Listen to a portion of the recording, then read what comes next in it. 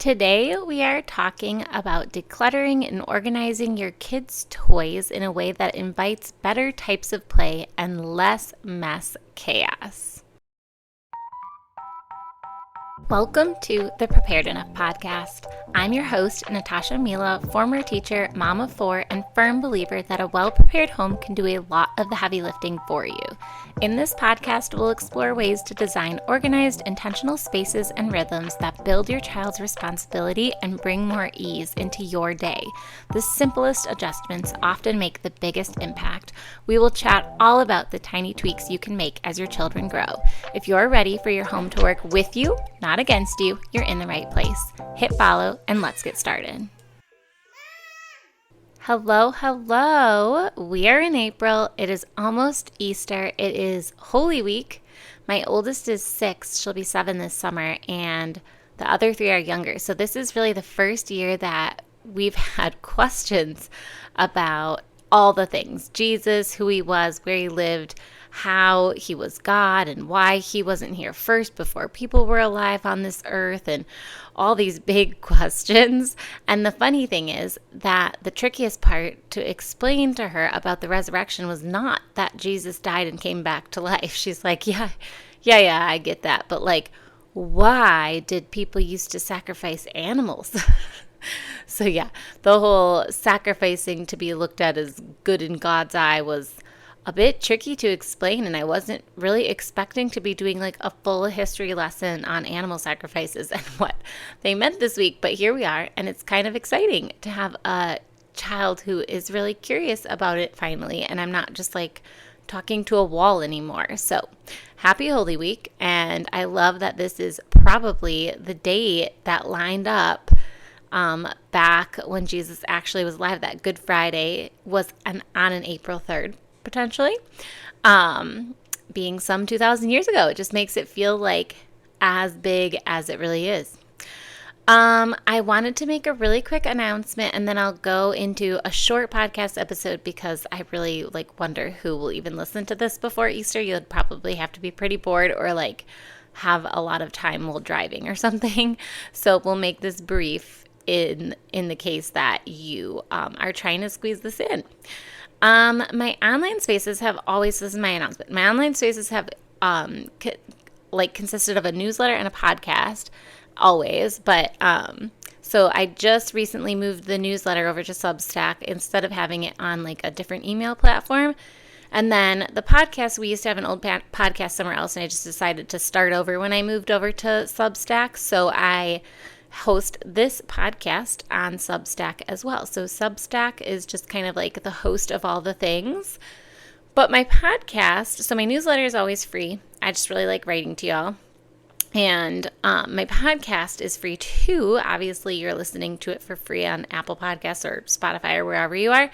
But it also has always had a paid component if you wanted to do that. So I've always had a paid supporter option where I've been giving you back monthly videos of our personal home spaces and kind of just explaining a little bit about them to get a deeper dive into the areas of the home that we've been talking about on the podcast. But I wanted to expand this paid content, and so because of that, I decided that we're going to rework the podcast to do this because little old me only has so much time with my one-man show over here. So here's what we're going to do. So we're going to release the first episode each month to the public as always. And then the second episode is going to be solely for paid members over on Substack. So they kind of run things over there like a membership. And so I'll explain that in a second. I will keep showing occasionally I'll show videos of our home to the members that I always have been doing when it seems important. But for now, most paid content will now be, I think, even better than those videos because it's going to be like a little mini course each month in the form of an exclusive podcast. So basically, you're just getting a 20 to 30 minute webinar audio each month for $3. So typically, the podcast, at least here in 2026, has had the format of first chatting about a specific home space, and then second, So that would be like the first episode of each month is chatting about a specific home space. And then the second episode is on the routines that you would consider implementing to support that home space. So we are going to continue with that format. The public podcasts released each month are going to be on designing kid home spaces. And then the paid member exclusive podcasts are going to be on the routines that help maintain those spaces.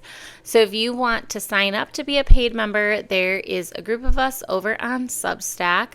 I'll link to how to get to that in the show notes. I keep the cost really affordable on purpose. It is either $5 per month if you want to try it out for a bit, which I think is kind of expensive because Lord only knows how many other subscriptions you carry. Or you can sign up for a full year by paying at one time, and that brings your yearly cost down from $60, like if you were to pay the per month cost, to only $40 if you actually pay for the full year. So it's a big savings, which makes it like $3.33 a month or something like that. So I'll link to that in the show notes if you want to access the next episode this month in April and every further second episode each month. Also, you'll get immediate access to any old home space videos that are on there already. So today we will be chatting setting up toy spaces to invite better play and cause less mess chaos, and the paid member episode later this month will be on cleanup routines that make play spaces work well. Okay, sorry for doing that to you. I hate being all advertising, but I wanted to be clear on how we're rolling forward. So, on to the short episode, toys. They'll rush for their toys, and then, the noise. That's the one thing he hated, the noise. Whenever I think about people having like too many toys, I think of that Grinch quote that I just said off the top of my head for anyone who dares to not know one of the greatest books of all time. Okay, I promised a brief episode in this busy week, and here I am just blabbing away already. Shocker. Okay. So here's the episode. Basically, just get rid of all of your toys. The end. You're welcome. Just kidding. Kind of. But most of us would not agree with that because our spouses probably wouldn't agree, or we would have grandparents that would be quite upset with us if we just like cleared all of the toys they worked so hard to pick out for us, and our kids would not be happy because they do love some of them. But probably you have too many of them. Usually, the problem when it comes to play spaces and kids like not being able to play well or being bored all the time, even though they have so many toys, or making giant messes, there's a lot of problems that come with these play spaces. And it's not that they don't play because they need more toys, that they don't play well because they need more toys. That is not usually the problem ever. The problem is that they have plenty of toys, probably too many, and they just need to be invited to use what they already have. Now, don't get me wrong. Those older kids are going to see things at friends' houses still, and they're going to want things. We all have a case of the gimmies sometimes, but we can just add those things to our Christmas lists, and we can just add small things. You don't have to add like a Nintendo game box to your Christmas list, but you could be like, possibly you want a little watch or something like, whatever. We don't have to give in to all of their desires every month. Like you don't have to buy your kids new stuff all the time. You can just be like, okay, well, if you still want that at Christmas, then we can do that then. Get that then. Anyway, if your child is saying, I'm bored, in a room full of toys or a house full of toys, like you have plenty of toys, the problem is not their imagination. They don't have an imagination problem. They're probably just overwhelmed. So why play breaks down in poorly designed spaces, like overstuffed with toy areas? If there are too many choices, they are just going to kind of like play really shallowly. I just made that word up, shallowly. They're going to have shallow play. Like They're not going to get deep involved with anything because they just have too many things, and they're probably just going to end up like taking random stuff out here and they're playing for a second with one thing, then playing for a second with another thing, and playing for a second with another thing. They're never really going to get like into that deep play where they're using that imagination. They just have too many things. If you also, on the mess end, if you just have a bunch of large bins that are overstuffed, that's just going to encourage your kids to dump everything out and not really use half of it. They're just going to like end up dumping this large bin out, finding one random thing that they want to play with for 2 seconds, and then it's going to look really overwhelming, and they're not going to want to put it all back into that bin. It's not like allowing them to play well with the toys that are in there, if it's just like a bin full of a bunch of random stuff. So how you can kind of design your spaces, these are just a couple little bullet points of some tips that you could use when you're thinking about your spaces, generally speaking. So this is like any area where you have toys in your house, not necessarily just like a playroom. It could be in your living room or in their bedrooms or anywhere, but we'll talk about kind of creating spaces throughout the house in a second. But this is for any of those spaces, you can use these little tips. So obviously you're going to keep the toys that you want them to use at their height, and then you might have adult storage elsewhere if you have any extra toys that you don't have out necessarily for use all the time. So keeping their toys at height, using open shelves, not big toy boxes and stuff. Now you might use a toy box for some things, or you might use big baskets for other things too, they do come in handy. We use them in our house as well, but it just depends what you have in those and if your kid's going to be able to clean up what is in those large containers or dig through for what they need. So we use those large containers for things like extra blankets for their bedding that they're not necessarily using all the time, or stuffed animals, things like that, because they just take up a lot of space. You're not going to line up stuffed animals on a shelf. Those just take up too much room. So things like that. We also currently have our dress up stuff in a big basket, but it is less than ideal because they do not use it because they can't see it, But I choose things that if they were to get dumped, the kids would be able to easily put them back into those large tub type containers. I'm going to say most of your bins, if your baskets are bins, if you're using the open shelves and you have like littler toys or something filling those shelves, you're probably going to want to use shallow bins or versus deep bins, or something that they can see inside of, and you shouldn't have so many toys in each container that it's overwhelming if it gets dumped. If you're having extra storage extra adult storage, I would consider having those in like labeled lidded containers so that the kids can't even see if there's excess toys somewhere. They just can't even see in those. I'll get to why I don't really like toy rotation or something, but sometimes there is just extra toys that you have somewhere else, it just is what it is. But we really don't at this point anymore. But at one point I did have like when we were having babies. We're done having babies, but like when we knew that another baby was coming, I would like store away the baby toys that were really babyish, and knew that they were going to get pulled out later, things like that, because baby toys are just, there's a couple that you want to have out. But we do have like our art materials and stuff in labeled bins, and I keep the ones that I don't want the kids to have access to up higher. And I keep the ones lower that they can get extra, like if they have markers out already in their play space, but if one dies and they want to go get an extra one in blue, like they need a new blue marker or something, they are allowed to go into the marker bin. Now I use clear tubs so that they can see that it's markers inside. It's also labeled with the word markers, but that would only really matter for older kids. But yeah, and it's lidded. So it has a lid. That's what I mean by that.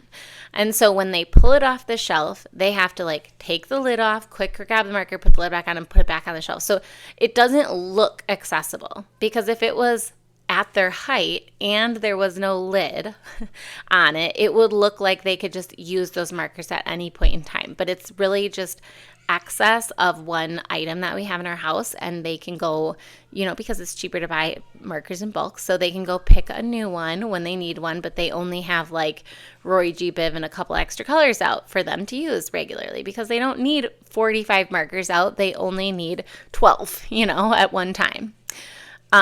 So that's kind of an example of using storage for extra quote unquote toys or something. But we mostly use it for those art materials where you're going to be buying things a little bit more in bulk, but you're not going to be using all of them all of the time. Otherwise, that would just be a really big mess for them to have all of those markers out, and quite wasteful. I think they would leave the lids off of so many of them. I'd imagine you would waste a lot of markers. Okay, moving on. When you're picking your toys for your kids, you're probably going to want to match their current abilities. So you're not going to have little Legos out for babies, right? So those are going to be for your older kids. So if you got hand-me-down Legos or things like that, those are all going to be in storage, and they're only going to come out when your kids are old enough to be using those things. Don't have those out on the shelf just waiting to be made into a mess, even because your kid's not going to actually play with them yet, So if they just keep like dumping a toy out and never ever using it, it's either one, because they just don't like that toy. Most likely, though, it's because it's outside of their ability, or they just don't know what it is or how to use it. Like, they just don't have any ideas. So probably it's either too babyish for them, like they've grown out of it, or it's too advanced for them, or they really just aren't aware how to use it. So you could show them how to use a certain toy if you're interested in having them use something a little bit more, and then that might kind of give them some ideas to use it for. Visibility for less mess. That's what my bullet point says. Sometimes when I make these episodes, I'm like, what did I mean by this? So usually a big mess is made when they're looking for stuff, when they're searching for something.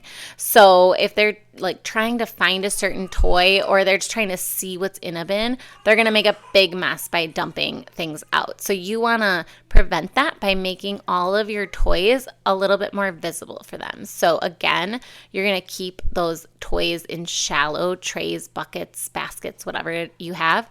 Keep them in shallow trays, buckets, whatever. And you are going to want to store other things in ways that are visible. So like I said, I don't actually like the big giant basket we have for our dress-up items. It would be much better if they were all on hooks and out for them to see. We, store puzzles vertically so that when they go to like take them off of the shelf, they can, I guess this might kind of be like a bad idea and a good idea at the same time. It depends on the age of the kid. This would be good for like my older two. Maybe my 3-year-old would not do so good. You probably could just store the extra puzzles away from them and just have like one out on the shelf at their height when they're little like that. But the older ones, you could probably have a couple out and store them vertically. They could pull them off instead of having to like shuffle through a big pile of them somewhere. But yes, if I had them stored vertically for my 3-year-old, my 3-year-old would certainly, if he was into puzzles, just pull it off the shelf and then all the puzzle pieces would go flying to the ground. So you just have to take their ages into consideration, when you're kind of doing some of those. And if a problem, sometimes you might do that and be like, oh, this is a good idea, because now they can just grab one at a time. And then all of a sudden something like that happens where they pull it off the shelf and it sprays all over the ground. You go, oh, I see my error here. I need to fix that organization. Maybe let's try it horizontally. And then let's say the same thing happens because they go to pull the bottom one and the top two go all over the floor. You go, okay, noted. You're only at an age that can handle one puzzle out on the tray, and we're going to have to put the other two in storage for now. So yeah, you're just kind of figuring out your own kids and figuring out what they use and how they're able to use it, even when it comes to organizing too. The arrangement of your play spaces really can be useful to your home. And it doesn't matter, like the square footage of your house does not matter. You can create little zones in your house using the furniture that you already have. Like, you don't have to buy new furniture. So if you have little shelves or cabinets or something in your living room area or living space, use what you have there. And you can, if you want them to play in the middle of your living room, totally great. You got a rug there. Maybe that would be wonderful if you did. If they are looking to play on the ground, you might consider having like toys that you would build or play with on the ground in that space. If you're having art materials that you want them to use at a table, you might consider having those materials closer to a table and not close to the middle of the living room space, because they probably, if it's all in one space, they're probably going to use the carpet and you don't want those toys there. So think about where you want your kids to use different toys.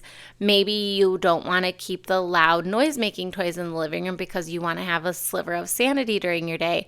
Don't put the loud noise-making toys near the living room space, because they'll probably just use them in the living room if they're right there. Of course, they're not going to be like, I'm going to go get this toy from the living room and then carry it all the way to my bedroom to go play with it. So don't keep it where you don't want it to be.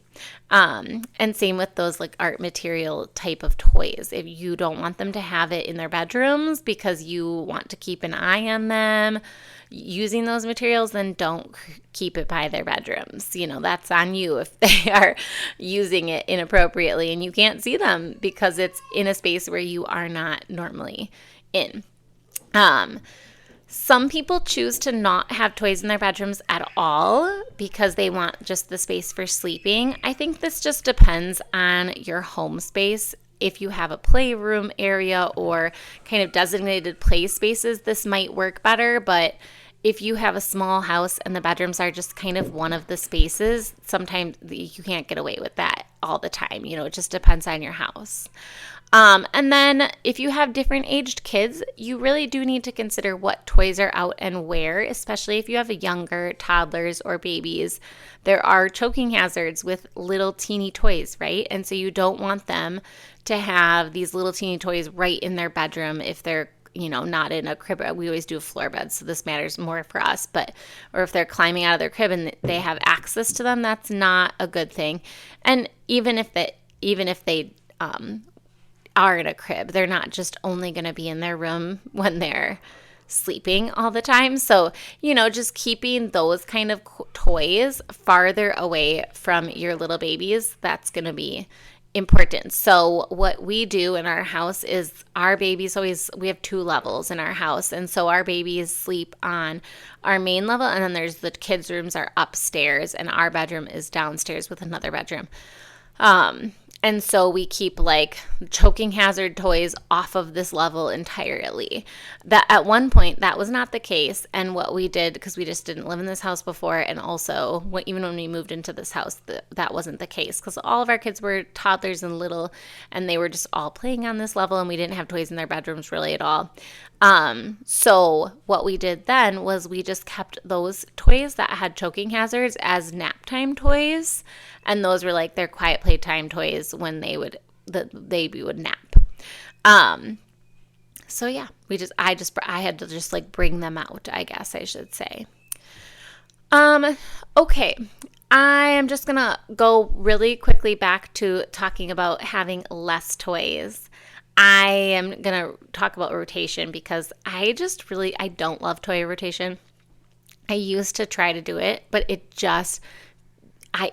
life got so busy with 4 kids. I mean, before we had 4 kids, it was busy. I just feel like if you have even just 2 kids, it feels like it's just another chore to do.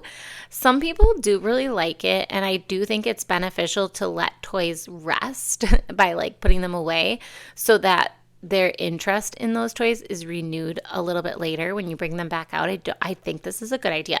I just don't really like to have to think about rotating toys and having it on my to-do list. So I generally keep everything out, and as I see something needs to be renewed interest-wise, I just do a little rearranging of the toys that in that scenario. So if I'm like, oh, they haven't really used this in a while, either one, it's time to get rid of it, or two, I'm like, let's see if I move it, if they start to play with it in a different way. So putting it into like a new and exciting location, kind of rearranging some of their old toys around helps them to see those toys again. Because sometimes when things are just in the same spot, it's just like they ignore it there, and they don't even remember that it's there, honestly, until it's like in a new spot that's right in front of their face, and they're like, oh, I forgot about this.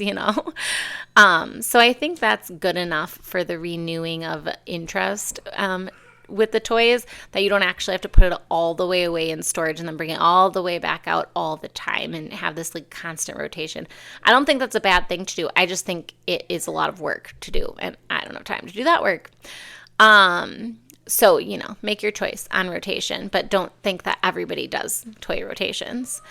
And then just another little thing, when you are having less toys, it is important to pick toys that invite multiple uses. People call these open-ended toys. So these are things that are not like, this toy does more than one thing. It's not like a toy that just does one single thing. Like, I'm trying to even think of an example because we like basically only have open-ended toys. This would be something like a Jack in the Box. Like, I'm just thinking of a really basic toy. Like, you wind it up and it pops out. You wind it up, it pops out, right? It literally just does that one thing. Scares a brother maybe here and there, whatever. But if you want to use toys that have multiple uses, these are going to be things that are like blocks and magnet tiles and Legos, things that you can build with. It's going to be dolls and stuffed animals and things that you can have imaginative play with, dress up toys, things like that. So it just invites a whole different level of play, and therefore you can have less things when you have those kinds of toys, because they just can be used in many different ways. And so you don't have to move on to the next toy once you're bored with the one way a toy works. You could be like, how can I use this specific toy that I'm already using in a different way? It'll also just help with your kids' imagination. So it's good. Open-ended toys are good things. Okay, last but not least, just kind of watch where your kids gravitate. Pay attention to what they play with regularly and how they play with those toys, and then expand on that by ridding of other toys that are less used, or by refreshing some toys you think they could use alongside of the play that they typically like to do, and put those toys in new spots to refresh those toys, and do a little rearranging. Adjust based on their use and their interest, and do not adjust based on aesthetics and like what you want to do.